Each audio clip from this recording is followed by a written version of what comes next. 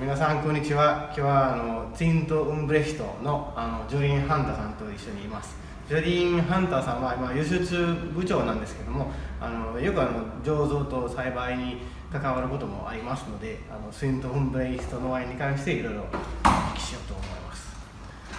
はい、Thank you for being here. Thank you, It's sir. very pleasure for me. So I would like to ask you some questions about Zind-Humbrecht. And first of all, you have a patchwork of terroirs, very many cuvées. But is there, an underlying style, an underlying theme Yes, in the wines? Definitely. So Alsace is one of the greatest regions in the world when it comes to diversity of geology and diversity of terroir. And I think the style at Zind-Humbrecht is what we want to do is really to focus and show the different characters and personality of these terroirs through our wines.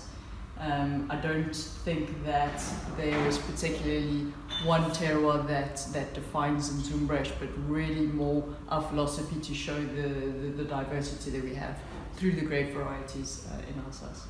So many terroirs. Explaining the terroirs will take all the day. But is there one terroir? You work in the vineyard, right? So is there one terroir that you really like? They have to work in this vineyard. I think you're not supposed to have favorite children, but I think a lot of people do. We've selected the Clos Vinspool today because for me it is a really special terroir. It's one of those terroirs that when you're in the vineyard, there's this fantastic feeling of tranquility. It's a 5.5 hectare clos up against the forest. We've got the cooling effect from the forest, but also from the cooler limestone soils. And for the Clos Vinspool, it doesn't matter the vintage or the grape variety or the style of the wine.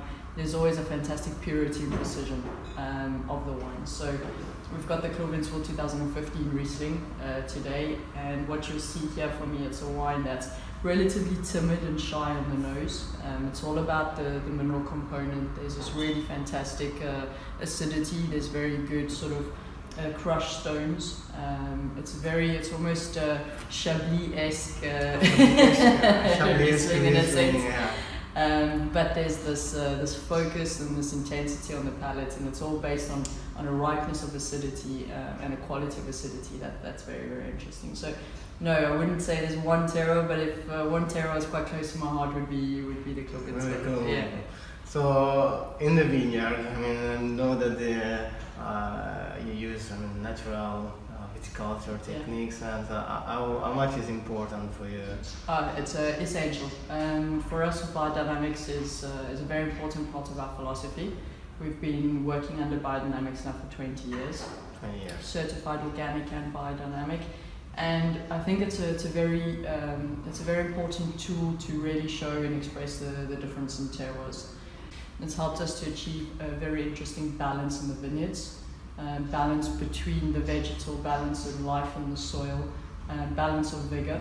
And I think all of that balance within the vines has helped us to translate that balance in the wine. What about the winery?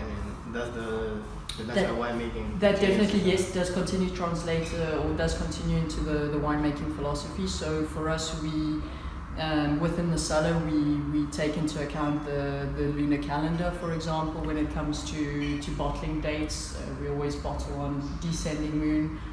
For racking within the cellar, the same. In terms of natural winemaking, it's a very ambiguous term.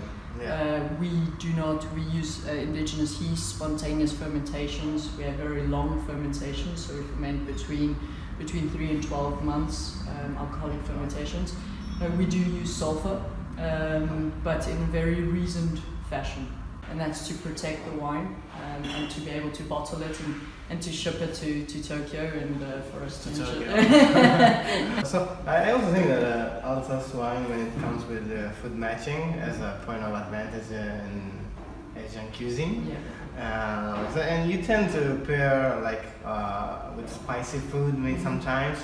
So what about Japanese cuisine? I mean, what do you I think that there's a very strong link, and I see in Japan overall, I know there's a huge diversity of cuisines and gastronomy in Japan as well, and depending on the regions. Yeah. Across the different grape varieties, we have a certain aromatic, we work with aromatic grape varieties, so there's an aromatic presence in the wine, but there's also purity, there's also freshness. We're in the north of France, there's a very good acidity.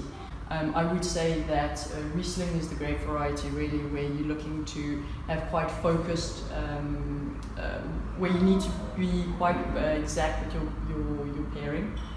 Very clean lines in general, so sashimi and sushi work really well. Where you've got a little bit more weight, a bit more body, I would say Pinot Gris is a very textural grape variety. Tempura could be a very good option for tempura. In terms of Gewürztraminer with aromatic intensity, stands up to very umami flavors as well. Anything from different forms of soy sauces add a very nice pairing with Wagyu beef. And Gewürztraminer, the richness of the beef and the spice of the Gewürztraminer tend to work very well. So I think sometimes we need to be white wine and beef. And white wine and beef, yeah. I'm being a bit radical here, but no, definitely. Original. I think sometimes we just have to think about out the box and not always just to not pay the traditional pairings. And I think especially when you're bringing in wine into a different gastronomy, you need to think about all the different components, and as you say, not just red meat and red wine. No, there's a huge potential to pair Gewürztraminer with duck, for example. It's a great variety. It's quite tannic and can stand up to strong flavors. Okay, thank you. Any final message to the Japanese public? No, it's a pleasure to be here. It's an honor to be here. Thank you very much for hosting us, and drink more Riesling. Thank you. Cheers. Cheers.